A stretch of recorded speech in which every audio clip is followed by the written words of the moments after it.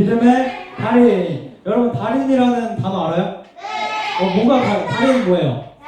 잘한다. 막 잘하는 거 달인이죠. 지금 본 영상은 여러분들 아까 아시듯이 생활의 달인이라는 프로그램이요. 자, 이 방송을 보면서 사람들이 하나같이 야, 저 어떻게 저렇게 할 수가 있지? 야, 저 분야에서는 저 사람들 진짜 최고다. 이렇게 얘기를 하면서 놀라움을 금할 수가 없는 거예요. 평범해 보이던 사람이 이런 신기한 기술들을 막 하니까 더 신기해 보이는 거죠. 자, 오늘 말씀에서도 대단한 것을 보여주는 사람이 있는데 믿음의 달인 우리 바울입니다. 자, 하나님께서 믿음을 제대로 가진 바울을 통해서 어떤 일을 하시는지 우리 한번 살펴보려고 하는데요. 여러분들도 오늘 이 말씀을 통해서 믿음의 달인이 여러분들 돼야 됩니다. 오늘 바울이 겪고 있는 상황이 어떤 상황이냐면요, 바울이 죄수의 신분으로 재판을 받기 위해서 로마에 가기 위해 이제 배를 타고 가고 있는 중이었어요. 자, 이렇게 항해를 하던 중이었습니다. 근데 바람이 막 거세게 불었어요. 바람이 막 부니까 항해를 더 이상 할 수가 없는 상황인 거죠. 그때 바울이 얘기합니다.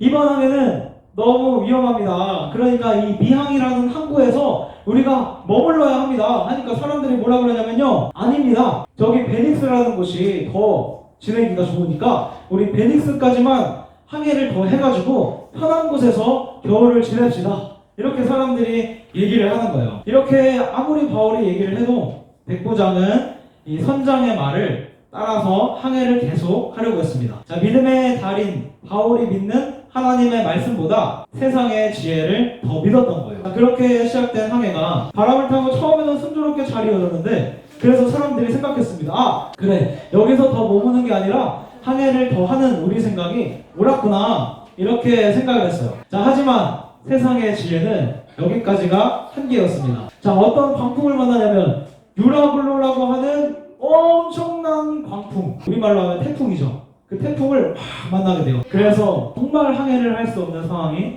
되었어요.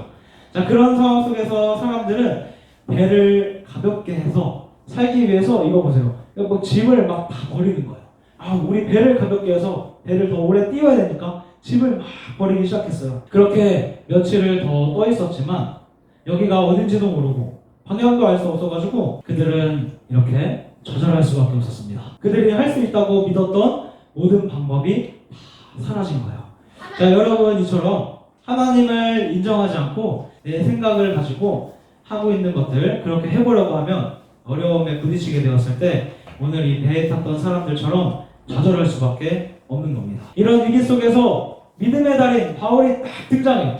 모두가 공포에 떨면서 무려 14일 동안이나 먹지도 못하고 마시지도 못했어요. 자, 근데 바울이 두려워하지 않은 거예요. 이런 상황이 왔는데도 이 배에서 유일하게 한 명 바울만큼은 두려워하지 않았어요. 왜냐하면 어젯밤에 이렇게 하나님의 사자가 딱 나타나가지고 바울에게 얘기해줬어요. 바울아, 내가 너를 끝까지 로마에까지 인도해 줄 거야. 그러니까 걱정하지 마라. 이렇게 생명을 보여주실 것을 바울에게 얘기해 주셨기 때문이에요. 자, 바울은 이 말씀을 아까 확실하게 믿었다고 했어요. 자, 이렇게 바울처럼 믿음의 달인, 그러니까 하나님이 하신 말씀을 잘 믿는 믿음의 달인이 되면 아무것도 할 수 없는 어려운 상황에서도 하나님이 구원해 주실 것을 믿고 이겨낼 수 있는 거예요. 자, 여러분, 우리 이것을 잘 기억해야 돼요. 나의 지혜와 내가 가진 것들을 사용해서 상황을 해결해 보려고 하면은 찾아오는 것은 좌절뿐입니다. 우리를 진짜 구원해 주시는 분은 누구예요? 하나님.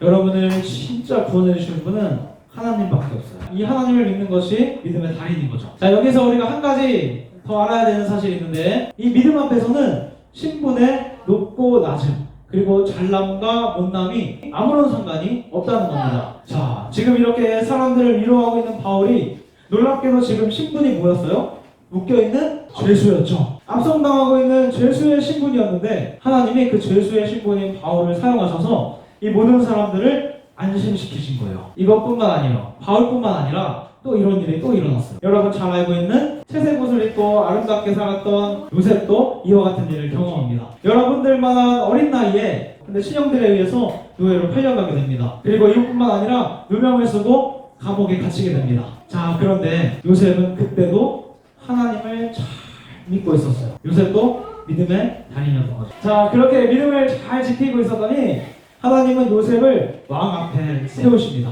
자, 왕이 자신이 꾼 꿈 때문에 고민하고 있었어요. 이런 꿈을 왕이 꿨을 때 요셉이 그 꿈을 이제 해석을 하게 됩니다. 그러고 나니까 왕은 그 나라의 국무총리라는 자리에 요셉을 딱 세워주는 거예요. 여러분, 가장 중요한 것은 뭐냐면 우리가 하나님을 믿는 믿음을 잘 가지고 있는 믿음의 달인이 된다면 하나님이 바울과 같이 요셉과 같이 우리를 사용하시는 거예요. 그런데 놀랍게도 우리 옆에 주변에도 실제로 하나님이 믿음을 가진 사람을 세우셔서 사용하는 사람들이 있습니다.